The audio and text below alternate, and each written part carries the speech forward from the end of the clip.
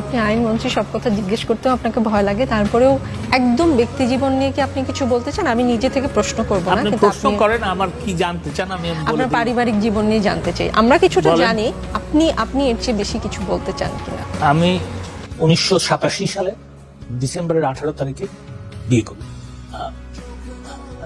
আমার স্ত্রী রামতুল্লাহ রিনা হক, তিনি 2রা জানুয়ারি 1991 সালে, 1 জানুয়ারিতে অ্যাক্সিডেন্ট হয়, কার অ্যাক্সিডেন্ট।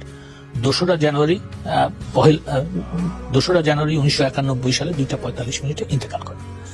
তারপরে আমি আর বিবাহ করি নাই, সেটা ঠিক। আমাদের কোনো সন্তান নাই, সেটাও ঠিক। আমি 3 বছর 14 দিন বিবাহিত ছিলাম, আর এখন বিপদ নেই।